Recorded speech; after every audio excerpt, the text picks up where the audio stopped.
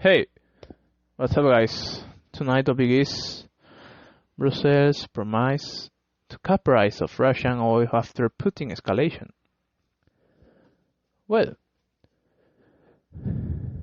European Commission also proposed extra curbs on high-tech trade as a part of sanctions to make Kremlin pay over Ukraine war. The UA executive has promised to cut the price of Russian oil and impose further curbs on high-tech trade as a part of the latest round of sanctions to make the Kremlin pay for the escalation of the war against Ukraine. The President of the European Commission, Ursula von der Leyen, said Russia had ramped up the invasion to a new level, leading the shown referendums in Russia-occupied territory, the partial mobilization ordered, and Vladimir Putin's threat to use nuclear weapons. We are determined to make the Kremlin pay for this forced escalation, she said. She promised the EU that would introduce a price cap on Russian oil to help reduce Russian revenues and keep the global market stable. The European Commission also wants to impose further restrictions on high-tech goods the EU can sell to Russia, such as certain chemicals and aviation components, to further weaken the Kremlin's ability to wage war.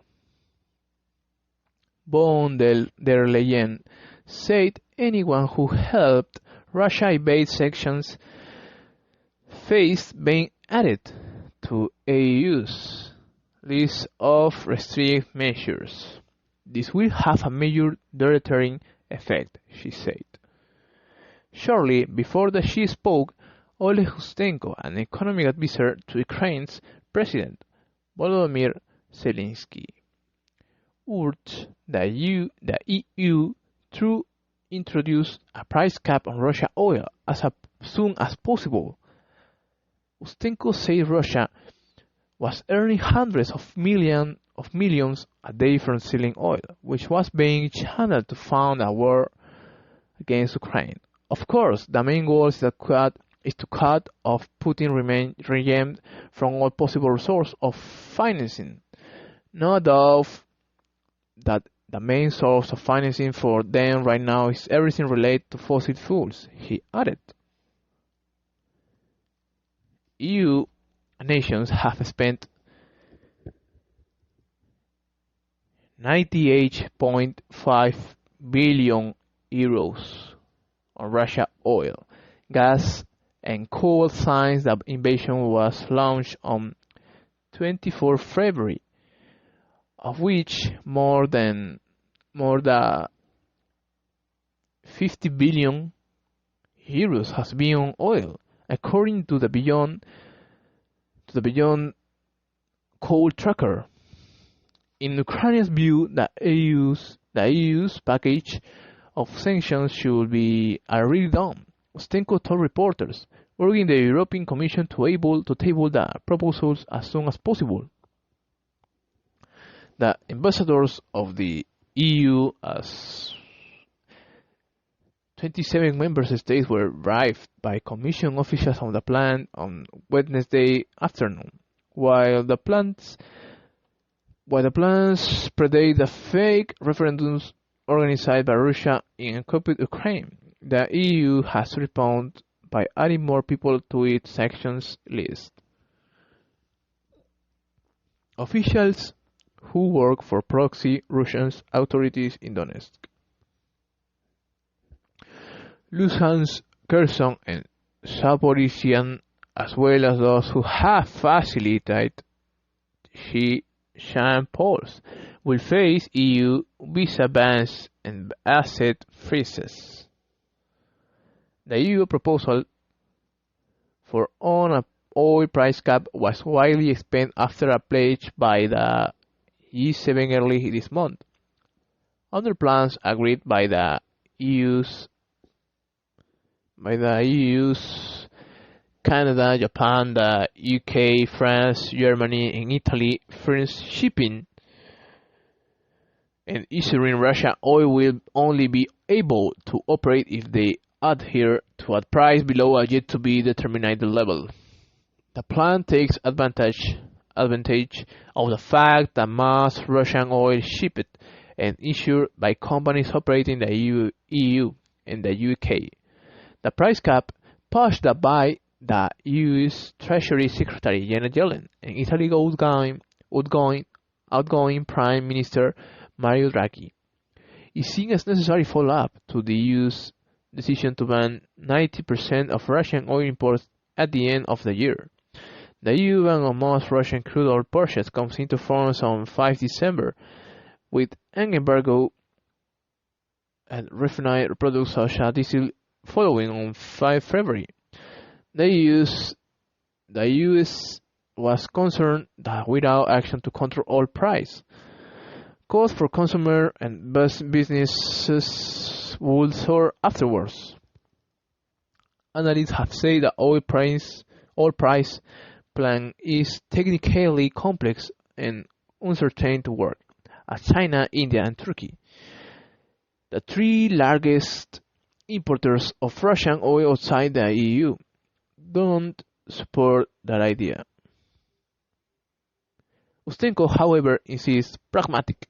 Countries such as India and China would come on board saying, who on the market is willing to pay an extra premium for Putin's oil, even if they are not signing the agreement they are going to follow the rules.